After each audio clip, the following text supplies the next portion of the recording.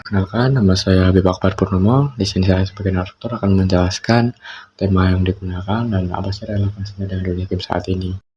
Di era digital saat ini, perkembangan e-sport berkembang sangat besar dan menjadi bagian penting dari dunia game.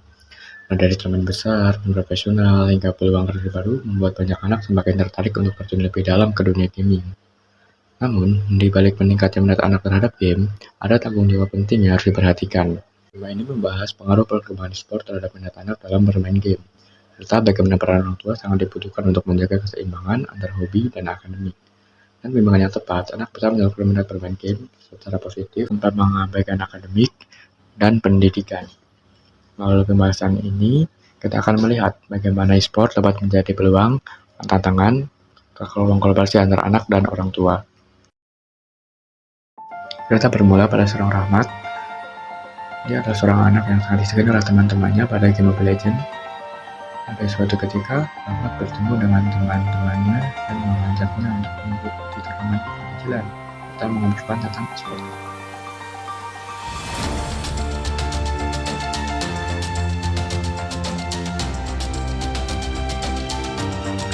Tak lama kemudian, Rahmat dijemput oleh ayahnya. Lalu, Rahmat berpamitan sama temannya untuk pulang duluan.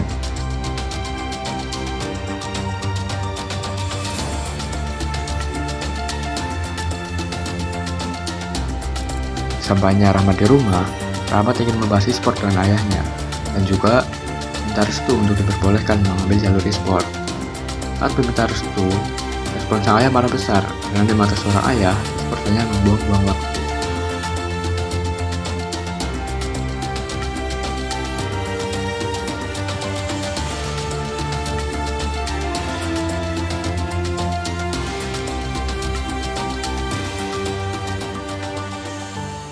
Pada akhirnya, sang ayah merestui Rahmat untuk mengambil jalur e-sport, namun harus tetap fokus pada pendidikan akademik.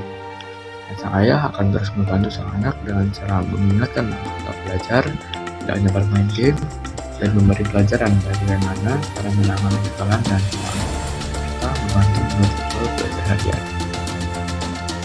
Dan sejak hari itu, Rahmat mulai berlatih lebih disiplin, membagi waktu untuk belajar dan latihan e-sport.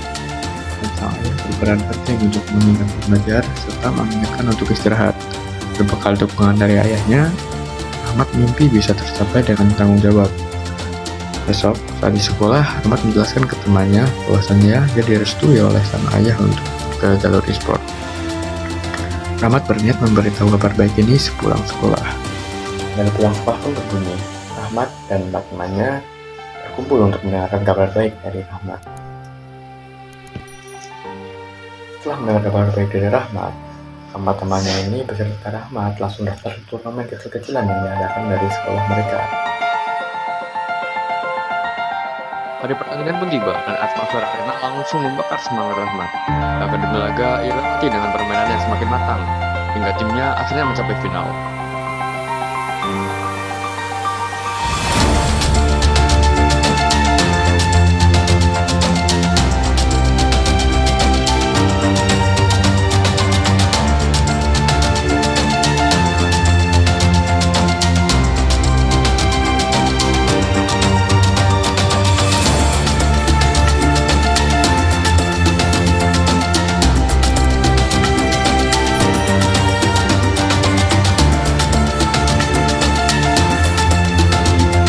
Babak penentuan berlangsung sengit, serangan cepat, keputusan kritis, dan momen menegangkan silih berganti. Pada akhirnya, satu eksekusi sempurna membuat tim Rahmat keluar sebagai juara. Gerakan penonton pecah, dan Rahmat tersenyum puas karena berhasil membuktikan kemampuannya sendiri. Menurut Cahro T. Bahler, perkembangan manusia melewati 4 fase: masa kanak-kanak, masa remaja, masa dewasa, dan usia lanjut. Remaja usia 15 tahun berada pada fase penting, yaitu masa pencarian identitas dan arah hidup. Pada usia ini, banyak pemain mulai memasuki dunia e-sport kompetitif. Bahkan, puncak performa atlet e-sport berada pada usia 16-25 tahun. Ini menunjukkan bahwa minat bermain game pada remaja sejalan dengan kebutuhan perkembangan mereka untuk mengeksplorasi kemampuan dan mengaktualisasi diri. Dalam e-sport, game bukan lagi sekedar hiburan. Remaja belajar memahami batas kemampuan, bekerja sama, menyusun strategi, dan menghadapi tekanan. Proses ini sesuai dengan teori Bahler yang menekankan pentingnya ruang bagi remaja untuk menemukan potensi dan tujuan hidup. Namun, masa remaja juga penuh tantangan emosional. Berdasarkan teori psikologi emosi, emosi remaja mudah berubah karena bagian otak yang mengatur kontrol diri belum matang. Saat bermain kompetitif, emosi menjadi lebih kuat. Menang menumbuhkan percaya diri, sementara kalah bisa memicu frustasi atau stres. Jika tidak diarahkan, emosi negatif ini dapat mempengaruhi kehidupan sehari-hari, seperti malas belajar dan mudah marah. Karena itu, orang tua memegang peran besar dalam mendampingi anak. Pendampingan bukan berarti melarang, tetapi mengatur dan mengarahkan.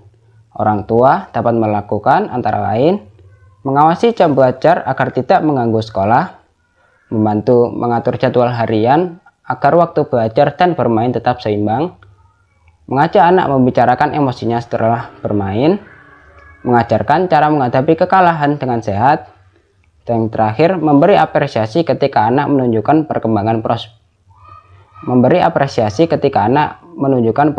positif. Pendekatan ini membantu anak mengembangkan regulasi emosi, keterampilan yang sangat penting pada masa remaja. Selain itu, orang tua juga perlu mengubah persepsi mereka. Menurut teori persepsi, cara seseorang melihat suatu hal dipengaruhi oleh pengalaman dan lingkungan. Banyak orang tua menganggap game selalu buruk, padahal dengan pendampingan yang tepat, game bisa menjadi ruang belajar disiplin, kerjasama, dan strategi. Mengubah persepsi membantu orang tua lebih terbuka dan dapat membangun hubungan yang baik dengan anak. Pada akhirnya, dunia e-sport menjadi wadah positif jika dijalani dengan seimbang. Dengan memahami teori perkembangan Bahler, teori emosi, serta pentingnya persepsi orang tua, remaja dapat tumbuh lebih sehat, produktif, dan tetap menikmati hobinya tanpa mengabaikan pendidikan dan kesejahteraan dirinya. Pada perkembangan e-sport yang semakin maju, kita dapat melihat minat sangat dalam bermain game adalah hal yang wajar, dan bahkan bisa menjadi peluang positif. Namun, tetap penting bagi orang tua untuk hadir sebagai pembimbing, bukan sebagai penghambat. Dengan komunikasi yang baik, aturan yang jelas, dan dukungan yang seimbang, anak dapat mengembangkan hobi mereka tanpa mengorbankan prestasi akademik. Kesimpulannya, e-sport bukan hanya soal permainan, tetapi juga tentang potensi, disiplin, dan keselamatan. Pesan edukatifnya adalah, mari melihat game sebagai media kreativitas dan perkembangan, selama tetap diiringi pengawasan dan tanggung jawab. Dengan kerjasama antara anak dan orang tua, melihat bermain game dapat menjadi aktivitas yang sehat, menyenangkan, dan bermanfaat bagi masa depan.